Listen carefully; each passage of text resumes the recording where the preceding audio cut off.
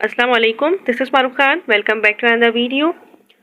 I hope you all are doing well. So इस video में हम लोग चैप्टर 2 ट्रांसलेशन एलिमेंट्स के बुक एक्सरसाइज के लॉन्ग क्वेश्चन आंसर्स करेंगे। इसमें मैं आपको question number 1 and question number 2 करवाऊंगी एंड देन इंशाल्लाह नेक्स्ट वीडियो में हम 3 एंड 4 करेंगे। क्वेश्चन नंबर 3 में असल में यहाँ पे ओर्स की प्योरिफिकेशन बतानी होती है, मेटलर्जी ऑफ कॉपर। ये आई थिंक मैं ना करवाऊँ क्योंकि ये मुझे बहुत डिफिकल्ट लगता है और ये बहुत अजीब सा भी है, बट आप लोग ज़रूर कर लीजिएगा क्योंकि असल में आप लोगों की इनऑर्गेनिक केमिस्ट्री बहुत कम है। सो मोस्ट प्रोबेबली चांसेस हैं कि यही लॉन्ग में क्वेश्चंस हों। सो आप लोगों को ये ज़रूर करना है, ये मोस्ट इंपॉर्टेंट है। अच्छा, क्वेश्चन नंबर 1 है, explain the trend of following properties of 3D series of translation elements. Paramagnetic behaviour दिया हुआ है, वेरिएबल ऑक्सीडेशन स्टेट और कलर फॉर्मेशन। इन ट्रेंड्स को आपको एक्सप्लेन करना है। तो basically variable oxidation state show करते हैं ट्रांसलेशन एलिमेंट्स की एक बहुत इंपॉर्टेंट प्रॉपर्टी होती है कि ये शो करते हैं वेरिएबल ऑक्सीडेशन स्टेट्स। लाइक आप ये कह सकते हैं कि ऑक्सीडेशन स्टेट ऑक्सीडेशन नंबर होता है। ये ना वैलेंसी, आप अगर आपको पता हो कि 1 है, अगर आप ग्रुप ले लें तो वो अल्कली मेटल्स होते हैं और उनकी ऑक्सीडेशन नंबर होती है +1। सो दैट्स वाई ये होता है कि ट्रांसलेशन एलिमेंट्स ऐसे एलिमेंट्स होते हैं जो वेरिएबल ऑक्सीडेशन स्टेट को प्रेफर करते हैं, शो करते हैं, एक्सिबिट करते हैं। हम ये कह सकते हैं कि मैग्नीज में सबसे ज़्यादा ऑक्सीडेशन स्टेट होती है, उसकी ऑक्सीडेशन नंबर +7 तक होता है। क्योंकि ये ऑक्सीडेशन नंबर ट्रांसलेशन एलिमेंट्स इसलिए वेरिएबल शो करते हैं क्योंकि इनके पास स्मॉल डिफरेंस होता है between 3D and 4s orbital. ये दोनों टेक पार्ट करते हैं इन द बॉन्ड फॉर्मेशन। हम ये कह सकते हैं कि इसमें बहुत एनर्जी डिफरेंस बहुत कम होता है, तो ये है ना टेक पार्ट करते हैं बॉन्ड फॉर्मेशन में। दैट्स वाई आपको वेरिएबल ऑक्सीडेशन स्टेट शो होती हैं। अगर हम मोस्ट कॉमन ऑक्सीडेशन स्टेट की बात करें तो वो +1 से +7 तक होती है। मोस्ट कॉमन यहाँ पे अगर हम ऑक्सीडेशन स्टेट की बात करें तो वो शो करती है, वो रेंज होती है +1 से +7 तक। लेकिन मोस्ट कॉमन +2 होती है और हाईएस्ट सबसे ज़्यादा मैग्नीज शो करता है और उसकी होती है +7। यहाँ पे क्या होता है कि अगर हम ना ये बात करें कि as a result electron 3D के और 4s ऑर्बिटल के टेक पार्ट करते हैं बॉन्ड फॉर्मेशन में, और 3D सीरीज है ट्रांसलेशन एलिमेंट्स की, वो इंक्रीज होती है। लाइक हम ये कह सकते हैं कि oxidation state of 3D series increases from scandium से इंक्रीज होती है और से इंक्रीज हो रही होती है मैग्नीज तक एंड देन फिर डिक्रीज होना शुरू हो जाती है। लाइक मैग्नीज की सबसे ज़्यादा ऑक्सीडेशन स्टेट होती है, ऑक्सीडेशन नंबर होता है +7, देन फिर आयरन +6 तक होता है। ऑक्सीडेशन स्टेट भी आप ऐसे निकाल सकते हैं। लाइक अगर हम मैग्नीज लें तो मैग्नीज की जो हमारे पास इलेक्ट्रॉनिक कॉन्फ़िगरेशन होती है वो होती है 3D5 4s2। ये हो गया 7, सही है। तो हमारे पास क्या होता है 25 होता है एटॉमिक नंबर मैग्नीज का। सो क्या होगा कि आप यहाँ पे 5 और 2 है, प्लस करते जाएं। यहाँ पे ये 2 आ गया, 2 + 1 3 हो गया, 2 + 1 फिर 3 + 1 4 करेंगे। ऐसे आप प्लस करेंगे ना तो यहाँ पे 5 + 2 7 आ रहा है, तो आपको ऑक्सीडेशन नंबर शो होगी 7 तक। ऐसे आप शो करते जाएंगे, आपको पता चलता जाएगा कि ऑक्सीडेशन नंबर आप ऐसे निकाल सकते हैं। आपको पता होगा कि कैसे किसका कितनी ऑक्सीडेशन नंबर है। जैसे अगर हम स्कैंडियम की बात कर लें तो स्कैंडियम की ऑक्सीडेशन नंबर होती है, एर्गन होता है और फिर 3D1 4s2 होता है। मैं एर्गन लिख नहीं रही, वो 18 होता है इलेक्ट्रॉन्स। एटॉमिक नंबर एर्गन का 18 होता है, दैट्स वाई। तो यहाँ पे 3D1 है और 4s2 है, ये स्कैंडियम का है, सही है। स्कैंडियम, अब यहाँ पे ऑक्सीडेशन नंबर देख सकते हैं 2 है और यहाँ पे 1 है, 2 आ गई ऑक्सीडेशन नंबर एंड देन 2 + 1 कितना हो गया 3। तो ऑक्सीडेशन नंबर स्कैंडियम की होती है +2 + 3। तो ये है, ये मेथड है जिसकी वजह से आप ऑक्सीडेशन स्टेट निकाल सकते हैं। इनमें बहुत कम डिफरेंस होता है, बॉन्ड फॉर्मेशन में टेक पार्ट करते हैं। So that's why oxidation number variable होती हैं, वेरिएबल शो करते हैं, डिस्प्ले करते हैं। ट्रांसलेशन एलिमेंट्स इनकी बहुत मोस्ट इंपॉर्टेंट प्रॉपर्टी है। हम ये कह सकते हैं कि मैग्नीज तक ऑक्सीडेशन नंबर हमेशा इंक्रीज होती है देन फिर डिक्रीज होता है। जिंक तक मोस्ट कॉमन ऑक्सीडेशन स्टेट +2 है और हाईएस्ट +7 होता है, जो शो करता है मैग्नीज। तो ये थी इसकी एक्सप्लेनेशन। नेक्स्ट है पैरामैग्नेटिक बिहेवियर। इसके पहले आपको मैग्नेटिक बिहेवियर पता होना चाहिए। मैग्नेटिक बिहेवियर वो एटम्स आएंगे, मॉलिक्यूल्स जो एक्सपोज होते हैं to a strong magnetic field, उसको हम कहते हैं मैग्नेटिक बिहेवियर। इसमें 3 होते हैं, एक होता है पैरामैग्नेटिक, एक होता है डायमैग्नेटिक और एक होता है फेरोमैग्नेटिक। डायमैग्नेटिक वो सब्सटेंसेस होते हैं जिसमें कोई भी अनपेयर्ड इलेक्ट्रॉन्स प्रेजेंट ही नहीं होते, सब पेयर्ड इलेक्ट्रॉन्स होते हैं। दैट्स वाई इसके पास कोई भी अट्रैक्शन नहीं होती, मैग्नेटिक फील्ड से अट्रैक्ट नहीं होते। अगर हम बात करें पैरामैग्नेटिक की तो वो एलिमेंट जो अट्रैक्ट होते हैं मैग्नेटिक फील्ड से वो पैरामैग्नेटिक होते हैं, बट ये एज कम्पेयर टू फेरोमैग्नेटिज्म इनके पास अनपेयर्ड इलेक्ट्रॉन्स कम होते हैं। जबकि फेरोमैग्नेटिज्म मतलब वो शो करते हैं, वो एलिमेंट शो करते हैं जिनके पास अनपेयर्ड इलेक्ट्रॉन ज़्यादा होते हैं। जैसे कि एग्जांपल्स आपकी बुक में दी हुई हैं शायद, या फिर मैं आपको बता देती हूँ। मैग्नेटिज्म शो करता है मैग्नीज, जैसे आयरन के ऊपर ना +3 आयन होता है, चार्ज होता है आयरन +3, वो शो करता है पैरामैग्नेटिज्म, जबकि क्रोमियम भी शो करता है पैरामैग्नेटिज्म। अगर हम फेरोमैग्नेटिज्म की बात करें तो आयरन, कोबाल्ट, निकल, ये फेरोमैग्नेटिज्म होते हैं, इनके पास ज़्यादा अनपेयर्ड इलेक्ट्रॉन्स होते हैं। आपकी बुक में भी दिया हुआ है, कोबाल्ट के पास 3 अनपेयर्ड इलेक्ट्रॉन्स होते हैं ऐसे। और जैसे कि अगर हम डायमैग्नेटिज्म ले लें तो वो कौन से हैं जिनके पास अनपेयर्ड इलेक्ट्रॉन्स होते ही नहीं है, तो जिंक है। जिंक के पास कोई भी अनपेयर्ड इलेक्ट्रॉन नहीं होते, सब पेयर्ड इलेक्ट्रॉन्स होते हैं। दैट्स वाई इसका कलर भी कलरलेस होता है। लाइक ये कलरलेस होते हैं, इनके पास कलर फॉर्मेशन भी नहीं होती। क्रिस्टल फील्ड थ्योरी भी अभी हम पढ़ेंगे। तो ये होता है पैरामैग्नेटिज्म बिहेवियर, जो अट्रैक्ट होता है मैग्नेटिक फील्ड से। Paramagnetic behaviour, most of the translation elements और देयर आयन शो करते हैं पैरामैग्नेटिक बिहेवियर। ये इसलिए होता है क्योंकि इनके पास d orbitals of these elements possess करते हैं 1 और मोर देन 1 अनपेयर्ड इलेक्ट्रॉन्स। इसकी वजह से इनकी स्पिनिंग होती है अनपेयर्ड इलेक्ट्रॉन्स की, जनरेट करते हैं मैग्नेटिक मोमेंटम। अब है कलर फॉर्मेशन।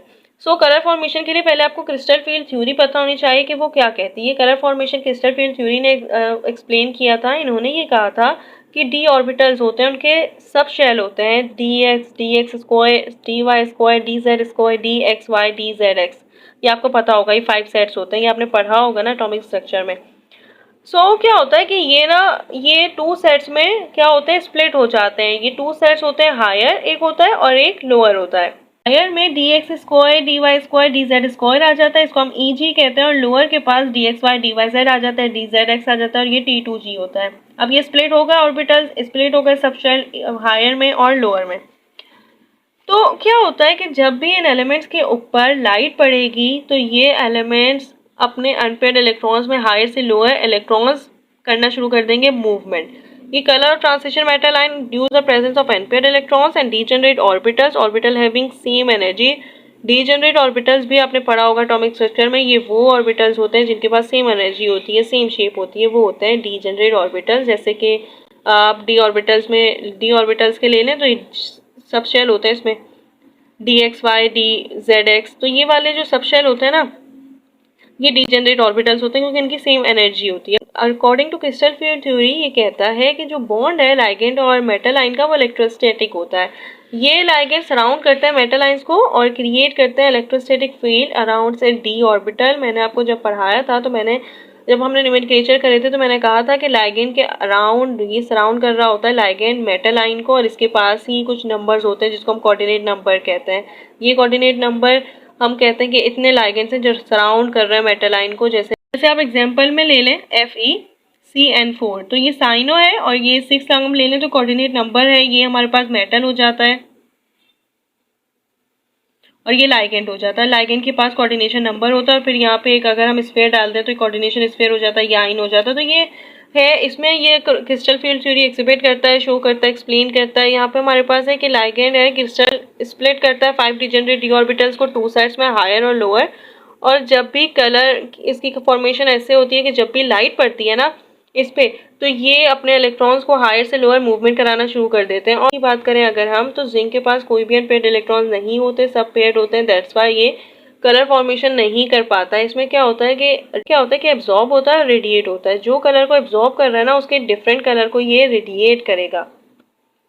जैसे कि अगर कोई एलिमेंट एब्जॉर्ब कर रहा है रेड कलर, तो वो रेडिएट करेगा ब्लू कलर। तो इसका ये बताते हैं, क्रिस्टल फील्ड थ्योरी ये बताती है कि due to presence of unpaired electrons ये कलर फॉर्मेशन होती है। जिंक के पास अनपेयर्ड इलेक्ट्रॉन्स नहीं होते, दैट्स वाई ये शो नहीं करता कलर फॉर्मेशन को, ये कलरलेस होता है। इलेक्ट्रॉन्स होते हैं from one energy level to another in d orbitals, और ये क्या होता है कि ये टेक पार्ट करते हैं, डी ट्रांसिशन होती है, मूवमेंट हो रही होती है इलेक्ट्रॉन्स की, और फिर ये कलर फॉर्मेशन हो जाती है।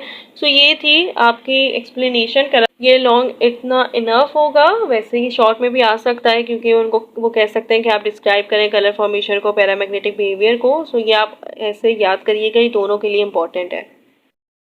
क्वेश्चन नंबर 2 है, how can you define a coordination complex and a chelating ligand, explain various type of ligand with examples. ये आपकी क्लासिफिकेशन भी दी हुई है, वही आपको बतानी है, एक्सप्लेन करना है।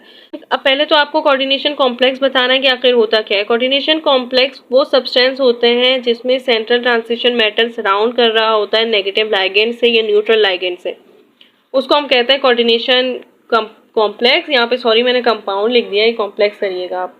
कोऑर्डिनेशन कॉम्प्लेक्स वो एलिमेंट्स होते हैं। सो कोऑर्डिनेशन कॉम्प्लेक्सेस का क्या पता चला, वो सब्सटेंसेस जिसमें मेटल हमेशा सराउंड कर रहा होता है लाइगेंड से, उसको हम कहते हैं चैलेटिंग लाइगेंड। की डेफिनेशन नहीं लिखी, चैलेटिंग लाइगेंड यहाँ भी डिफाइन करना था ना, इसलिए सो चैलेटिंग लाइगेंड की आप डेफिनेशन अलग से वापस से लिख दिएगा। वो बाइडेंटेट या वो पॉलीडेंटेट जो फॉर्म करते हैं chain reaction ring like structure, उसको हम कहते हैं ये चैलेटिंग लाइगेंड है। लाइक ना ये रिंग बनाए हुए होते हैं, जैसे कि रिंग है, जैसे कि आपको है ना, मैं अभी दिखाऊंगी, आपकी बुक में दिया हुआ है निकल डाइमेथाइल ग्लाक्सिमेट। सो वो चैलेट होता है, उसको हम कहते हैं कि चैलेट ना एक मल्टीडेंटेड लाइगेंड होता है। इसमें हम ये कहते हैं कि ये ना क्रैब से निकला है, इसको रिजेंबल किया गया है रिंग स्ट्रक्चर से, क्लॉ ऑफ क्रैब से, जिसको चैलेट का मतलब ही होता है क्लॉ ऑफ क्रैब से रिजेंबल किया, दैट्स वाई इसका नाम है चैलेट। और ये चैलेटिंग लाइगेंड होते हैं क्योंकि ये फॉर्म करता है रिंग लाइक स्ट्रक्चर। यहाँ पे क्लासिफिकेशन ऑफ लाइगेंड से स्टार्ट करते हैं, तो on the basis of charge यहाँ पे नेगेटिव लाइगेंड होते हैं और न्यूट्रल लाइगेंड होते हैं। हमेशा याद रखिएगा, नोमेनक्लेचर जब मैं करा रही थी तब भी मैंने आपको बताया था कि लाइगेंड कभी भी पॉजिटिव नहीं होते, वो न्यूट्रल होंगे या नेगेटिव होंगे। नेगेटिव लाइगेंड में है ना क्लोरो आ जाता है, फ्लोरो, ब्रोमो, आइडो, साइनो आ जाता है, नाइट्रो आ जाता है, नाइट्रेटो आ जाता है, लाइक NO3 के ऊपर माइनस चार्ज, हाइड्रोक्सो आ जाता है, अमाइडो आ जाता है, थायोसाइनो आ जाता है, तो ये नेगेटिव लाइगेंड होते हैं। न्यूट्रल लाइगेंड में वाटर आ जाता है, वाटर को एक्वा कहते हैं, जब भी हम नोमेनक्लेचर कर रहे होते हैं तो एक्वा लिखते हैं। अमाइनो आ जाता है, NO नाइट्रोसिल होता है और CO हमेशा कार्बोनिल होता है, तो ये न्यूट्रल लाइगेंड होते हैं। और नेगेटिव लाइगेंड ये होते हैं, आपकी बुक में एग्जांपल दी हुई, वैसे मैं भी आपको बता रही हूँ कि थायोसाइनो, अमाइडो और फॉर्मेटो, एसीटेटो, बाइकार्बोनेटो, ये सारे नेगेटिव लाइगेंड होते हैं। इसके ऊपर नेगेटिव चार्ज होना चाहिए, जबकि ये न्यूट्रल लाइगेंड होता है। और ज़्यादातर मोस्टली यूज होते हैं चार, कार्बोनिल और नाइट्रोसिल और एक्वा और amine. On the basis of number of donor sites, तो वो इसमें मोनोडेंटेट आ जाते हैं, बाइडेंटेट आ जाते हैं और पॉलीडेंटेट आ जाते हैं। पहले तो आपको ये पता होना चाहिए कि पॉलीडेंटेट और मल्टीडेंटेट में नेगेटिव लाइगेंड और न्यूट्रल लाइगेंड भी होते हैं और ऑर्गेनिक और इनऑर्गेनिक भी होते हैं।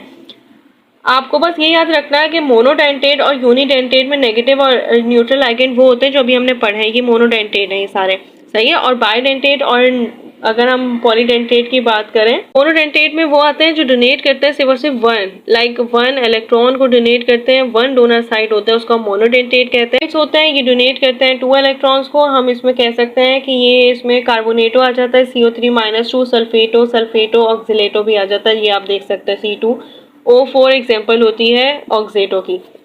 सो ये है एथिलीन डायमाइन भी कहा गया है, ये होते हैं बाइडेंटेट। जबकि पॉलीडेंटेट में आपके पास आ जाता है EN, जिसको हम एथिलीन डायमाइन कहते हैं, DTA कहते हैं, ये होता है मोर देन 2 डोनर साइट्स। इसमें आ जाता है हेक्साडेंटेट, इसको कहते हैं, इसमें आता है एथिलीन डायमाइन टेट्रामाइन, ये होते हैं हेक्साडेंटेट पॉलीडेंटेट, जिसमें मोर देन 2 डोनर साइट्स होते हैं, मोर देन 2 डोनेट करते हैं ये electrons on the basis of bonding. So ये एक होते हैं चैलेटिंग लाइगेंड और एक होते हैं एम्बीडेंटेट लाइगेंड। चैलेटिंग लाइगेंड वो लाइगेंड होते हैं जो फॉर्म करते हैं रिंग लाइक स्ट्रक्चर, रिसेंबल करते हैं क्लॉज ऑफ क्रैब से, इसीलिए इसको चैलेट कहते हैं।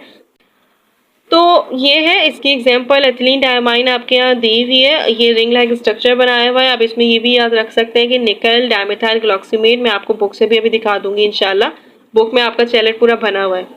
एम्बीडेंटेट लाइगेंड वो लाइगेंड होते हैं, वो मोनोडेंटेट लाइगेंड होते हैं जिनके पास मोर देन 1 कोऑर्डिनेशन एटम होना चाहिए, डोनर एटम होना चाहिए, उसको हम कहते हैं। यहाँ पे एग्जांपल्स भी दी हुई है, आप ये लिखना चाहें तो लिख सकते हैं, वरना यहाँ पे बस इनफ होगा। यहाँ पे आप एंड कर सकते हैं कि बाइडेंटेट और पॉलीडेंटेट लाइगेंड को चैलेटिंग एजेंट इसलिए कहते हैं क्योंकि ये मल्टी पॉइंट होते हैं, अटैचमेंट होती है इसकी, ये रिंग लाइक स्ट्रक्चर को फॉर्म करते हैं, रिजेंबल करते हैं क्लॉज ऑफ क्रैब से।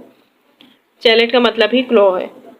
सो ये रहा चैलेट, या आई होप आप लोगों को समझ आ गया होगा। इंशाल्लाह नेक्स्ट वीडियो में आपको मैं नर्वस कोऑर्डिनेशन के कुछ आंसर्स करवाऊंगी, उसकी बहुत डिमांड आ रही है, इंशाल्लाह मैं कल ही आपको करवाऊंगी। जब तक के लिए अल्लाह हाफिज़, all the best to all of you.